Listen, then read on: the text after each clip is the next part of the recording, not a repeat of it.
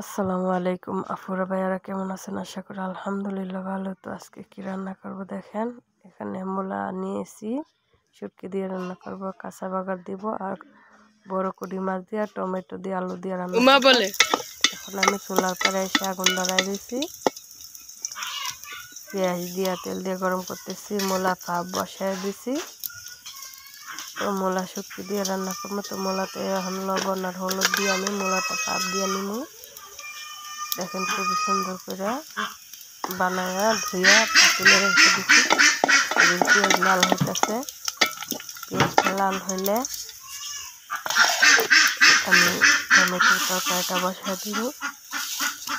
তা এখন পেঁয়াজগুলা লাল হইতেছে, আমি বাজারটা দিয়ে লাড়া দিতেছি। পুরাপুরি লাল হইলে আমি পানি দিয়ে দিব। তো লাল হয়ে গেছে, পানি দিয়ে দিতেছি। তো যেখান থেকে ভিডিওগুলো দেখতেছেন প্লিজ দয়া করে বলি আমার ভিডিওতে পুরোটা ভিডিও দেখা ভাল লাগলে একটা লাইক সাবস্ক্রাইব করে। এখন আমি যে মূলা বসানোর আগে কুড়ি মাছ যে টানাইতে হবে আমার বই লেগে গেছিলাম। তো আমি আগে মূলাটা লামায়া কুড়ি মাছগুলো টানাই নিলাম, যেহেতু টমেটো দিয়ে রান্না করবো। আর কুড়ি মাছ টানাই দিলে একটু ভালো লাগবো, কাটা কাটা হইব না। তো আজকে সকালবেলা উনি 50 টাকার কুড়ি মাছ নিয়েছে বাজার থেকে। ওইসব অর্ধেকটা কাঁচা বাগার দিতে আর অর্ধেকটা টমেটো দিয়ে রান্না করতে। তো আমি বড়দি দিয়া ভাজা লইলাম টমেটোর তরকারি বসানোর জন্য। আমি এখন পেঁয়াজ আর পানি ভালো করে এসে গেছে। এখন মশলা দিয়ে নিব, মশলাটা দিয়ে তারপরে লাইরা টমেটো আলুগুলা দিয়ে দিব। তারপরে বলক আসলে তারপরে কুড়ি মাছগুলা দিব। একটা কথা বলি, যে যার সামনে আমার ভিডিওগুলো পড়ে বা আপনাদের ভালো লাগে একটা লাইক সাবস্ক্রাইব করে আর আমার পর ভিডিওটা দেখেন। তো এখানে আমি মশলা দিয়ে নিচ্ছি।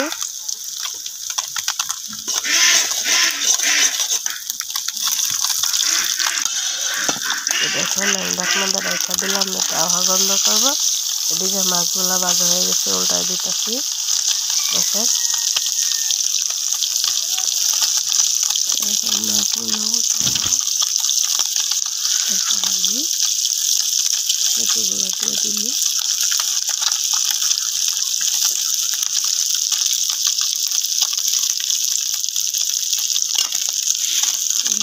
আমি ঢাকনাটাও দাও করে টমেটো আলুগুলো দিয়ে দিল।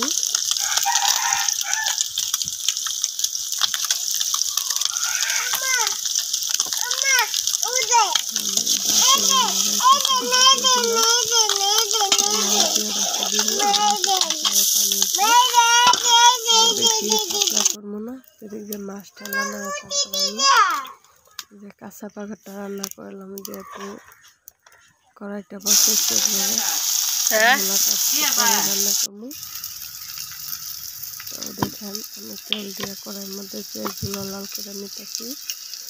একটু লাল হলে টমেটোগুলো খাইয়ে দিলি।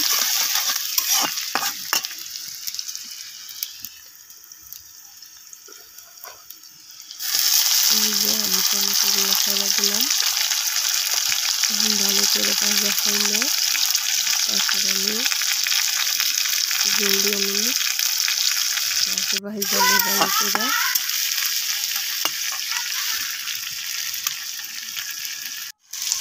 ভাজা প্রায় হয়ে গেছে।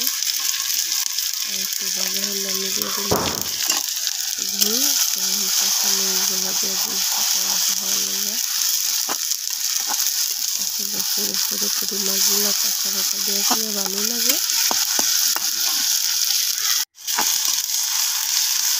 এটা ভাজা হয়ে গেছে, এখন আমি জল দিয়ে নিই।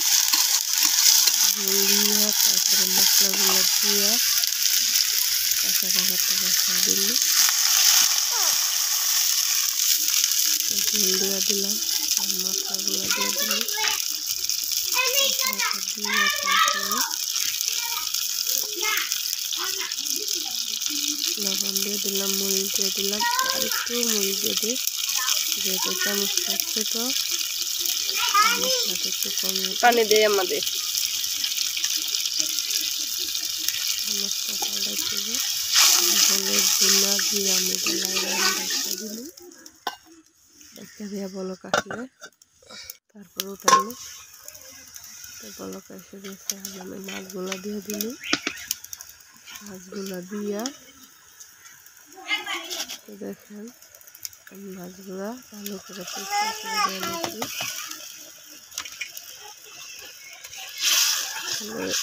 গুড়া মাছ আমি তেমন একটা খাই না, তো কাঁচা বাগার আমার হাজবেন্ড বলতেছে একটু রান্না করো, তাই ওনারে রান্না করে দিতেছি।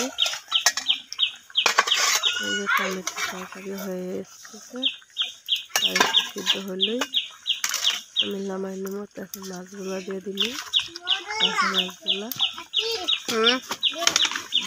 ধন্যবাদ নিছে তো এটা রসুন না তো আমি তোর কাছে লুসনার কথা কাঁচামরিচ দিয়ে দিলাম, দেখা দিলাম। তারপর হয়ে এলে আমি নামাই নিই। এই যে তরকারি প্রায় হয়ে এসে এখন আমি গুঁড়া মাছের মধ্যে ধনিয়া পাতা দিয়ে দিতেছি। এই যে কাঁচা বাগার হয়ে গেছে, টমেটোর তরকারিও হয়ে গেছে। তো দুটোটা এখন নামাই নিই। নামাইয়া আমি মূলাটা বসাই দিই। এদিকে চুলার মধ্যে ভাত বসাই দিছি, আমার একসাথেই রান্না কমপ্লিট হয়ে যাব। আমি রান্না বসাইছি প্রায় 1:30 বাজে, কারণ শরীরটা একটা আজকে একটু অসুস্থ লাগছিল, হঠাৎ করে পেটে ব্যথা করতেছে। তারপরে রান্নাটা একটু দেরি হয়েছে। তো আমার রান্না শেষ, কমপ্লিট। মূলার তরকারিটা রান্না করেছি কিন্তু দেখাইতে পারি নাই। তো দেখেন কাঁচা বাগারটা খুবই সুন্দর, অনেক মজার হয়েছে, খাওয়ার টাইমে অনেক ভালো লাগছে। তো এটা হচ্ছে টমেটোর তরকারি, দেখেন খুবই সুন্দর লোভনীয় হচ্ছে। আসলে গরম ভাত দিয়ে শীতের দিন টকের তরকারি ভালোই লাগে, খারাপ না। এখানে হচ্ছে মূলার তরকারি, খুবই সুস্বাদু হয়েছে শুটকির তরকারি। তো গরম গরম ধোয়া বেরোচ্ছে, খানার টাইম হয়ে গেছে। সবাই ভালো থাকবেন, সুস্থ থাকবেন। আর আমার রান্নাগুলো ভালো হইলে আপনারা লাইক সাবস্ক্রাইব করবেন।